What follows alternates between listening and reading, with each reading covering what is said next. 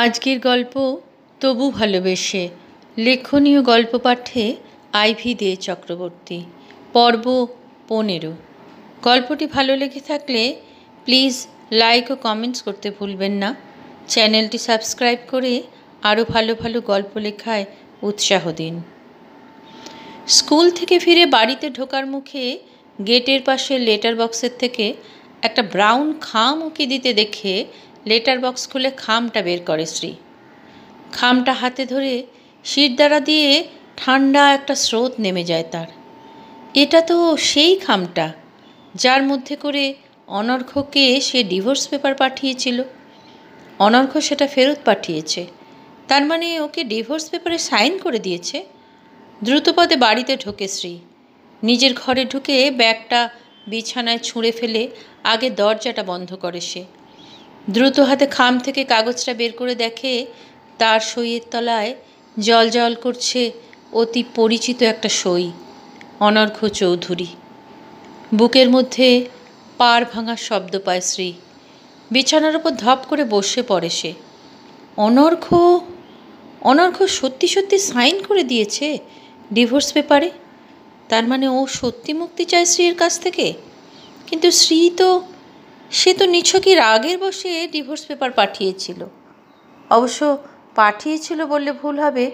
School থেকে ফেরার পথে কাউকে না জানিয়ে দিন 7 আগে সে ও বাড়ি গেছিল। তখনই সে টেবিলের ওপর রেখে এসেছিল খামটা। শ্রীয়ের মাথা গরম। সে যে চট করে রেগে যায় আর খেপে গেলে তার মাথার ঠিক থাকে না, এ তো সবাই জানে। তা কি অনর্ঘ্য নিজেও জানে না? মা অবশ্য তাকে দীর্ঘদিন ধরে বোঝাচ্ছে যে এই সম্পর্ক থেকে বেরিয়ে আসতে। মায়ের কথায় শ্রী যখন ঠিক করেই ফেলেছে যে ও বাড়িতে আর ফিরবে না, তখন আর মিছিমিছি একটা সম্পর্কে জড়িয়ে থেকে লাভ কি? এই সম্পর্কটা থেকে বেরিয়ে আসাই উচিত।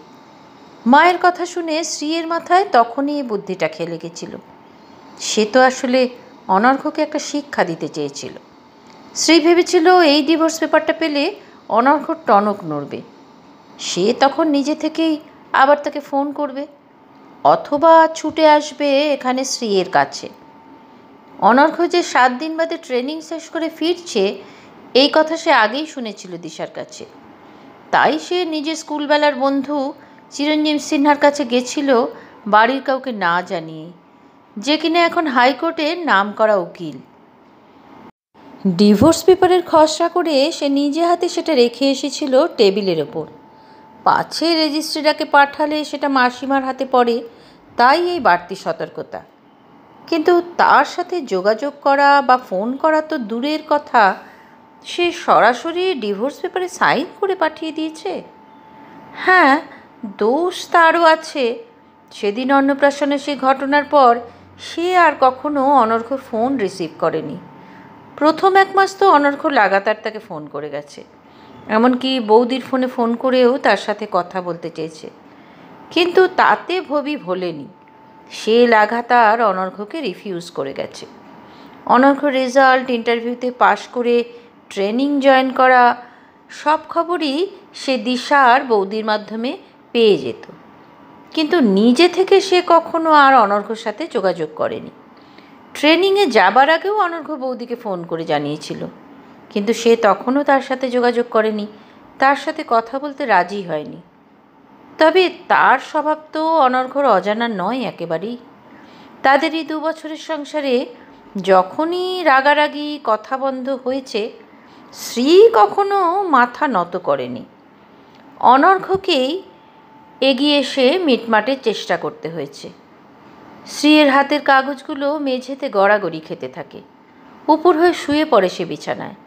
চোখের জলে বালিশ ভিজে যেতে থাকে তার। সব ভুলে গেল অনর্ঘ্য। এতদিনের এত পরিশ্রম, বাড়ির সবার বিরুদ্ধে গিয়ে তাকে বিয়ে করা, এতদিনের এত স্ট্রাগল, দুজনের স্বপ্ন, সব সে ভুলে গেল শুধু আজ সে সফল হয়েছে বলে। শ্রীয়ের এত আত্মত্যাগ সবই বৃথা। শ্রীয়ের বুকের ভেতরটা তোলপাড় করতে থাকে। দরজায় ধাক্কার শব্দ শুনে চোখ মুছে উঠে বসে শ্রী।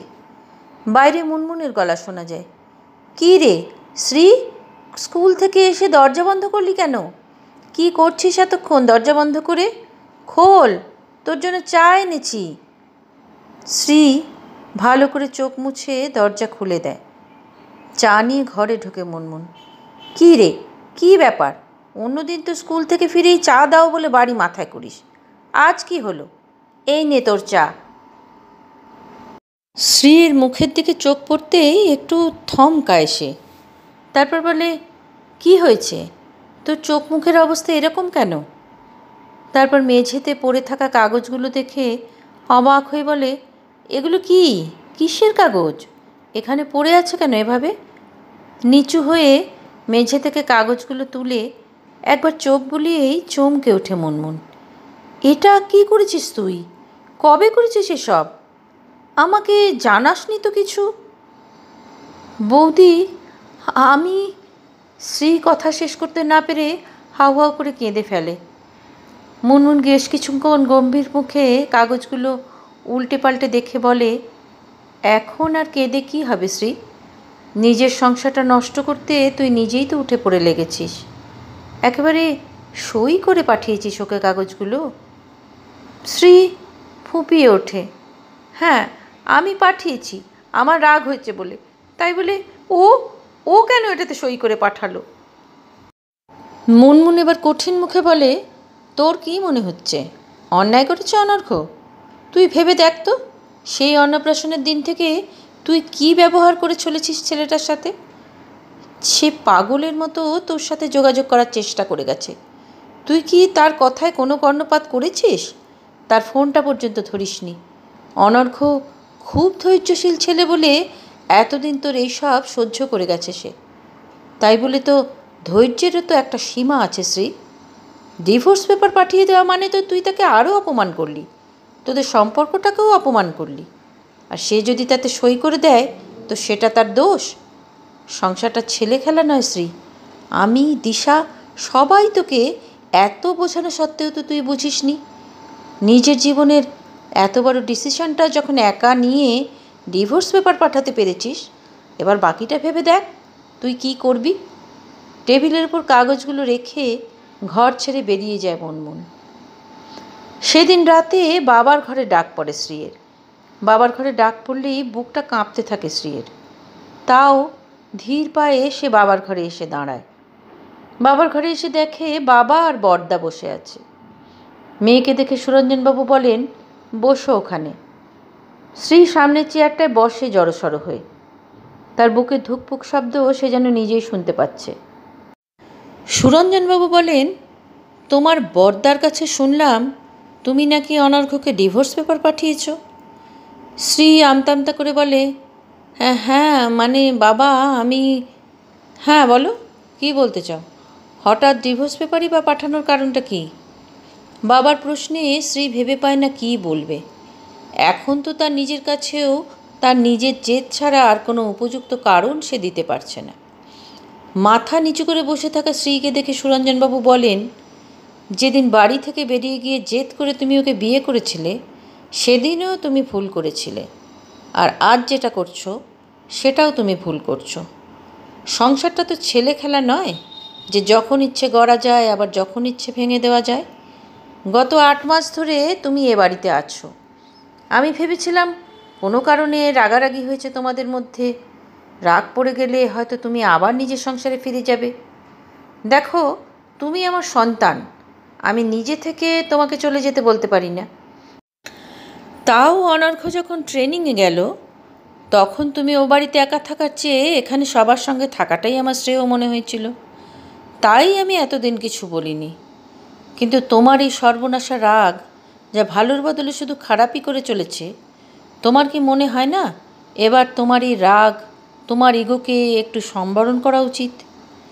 শ্রী বলতে যায়, বাবা আমি... সুরঞ্জনবাবু বলেন, তোমরা এখন অ্যাডাল্ট, তার উপর তুমি রোজগার করো, নিজের জীবনের সিদ্ধান্ত তুমি হয়তো নিজেই নিতে পারো। কিন্তু আমি এখনো বেঁচে আছি, তাই তোমাদের কোনো কিছু খারাপ হতে দেখলে বাবা হিসেবে তোমাকে সাবধান করা আমার কর্তব্য। এরপরে তুমি কি ডিসিশন নেবে সেটা তোমার চয়েস। ঠিক আছে, তুমি এখন যেতে পারো। বাবার ঘরের থেকে বেরিয়ে নিজের ঘরের দিকে পা বাড়ায় শ্রী। ঘরে ঢুকে সে দেখে বৌদি দাঁড়িয়ে আছে তার ঘরে।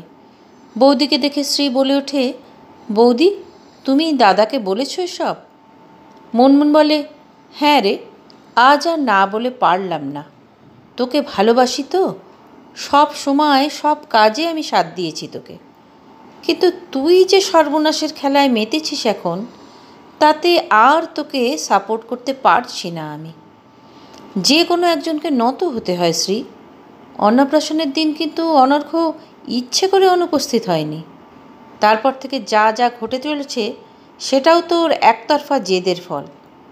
এই ছেলেটাকে একদিন তুই পাগলের মতো ভালোবাসতিস, ওকে পাবার জন্য পরিবারের বিরুদ্ধে দাঁড়িয়েছিলিস তুই, আর সামান্য একটা ঘটনায় এত অপরাধী হয়ে গেল সে।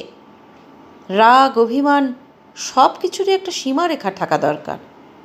দুজনেই ইগো নিয়ে বসে থাকলে তোদের ইগোটা হয়তো জিতে যাবে, কিন্তু তোদের ভালোবাসাটা তো হেরে যাচ্ছে সেখানে। ভেবে দেখিস আমার কথাটা। ঘরের দরজাটা বন্ধ করে দিয়ে বেরিয়ে যায় মুনমুন। বন্ধ দরজায় পিঠ দিয়ে দাঁড়িয়ে হাউ হাউ করে কেঁদে ফেলে শ্রী। এই গল্পের আগের সব পর্বের লিঙ্ক নিচে ডেসক্রিপশন বক্সে দেওয়া আছে। গল্পটি ভালো লেগে থাকলে অবশ্যই লাইক ও কমেন্টস করতে ভুলবেন না। চ্যানেলটি সাবস্ক্রাইব করে পাশে থাকুন প্লিজ।